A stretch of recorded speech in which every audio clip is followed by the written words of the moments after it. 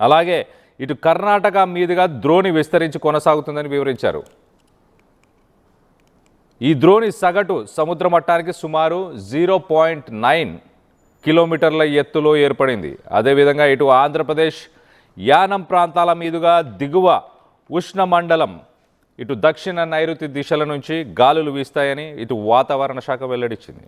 ఈ ద్రోణి ప్రభావంతో ఇవాళ ఉత్తర కోస్తా జిల్లాల్లో కొన్ని ప్రాంతాల్లో తేలికపాటి నుంచి ఒక మోస్తారు వర్షాలు కురిసే అవకాశం ఉందని అంచనా వేస్తుంది. సో మొత్తం మీద ఇటు తెలంగాణకు సంబంధించి అదేవిధంగా కొన్ని చోట్ల ఉరుములు మెరుపులతో కూడిన జల్లులు పడే అవకాశం ఉందని అధికారులు తెలిపారు. అలాగే బుధవారం నుంచి ఇటు రాష్ట్రంలో మళ్ళీ పూర్తిగా పొడి వాతావరణం కొనసాగుతుందని అంచనా వేస్తున్నారు.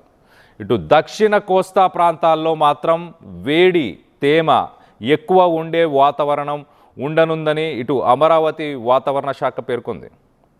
ఇటు తెలంగాణలో పొడి వాతావరణం ఉంటుంది, ఉష్ణోగ్రతలు పెరిగే అవకాశం ఉందని వాతావరణ శాఖ తెలిపింది.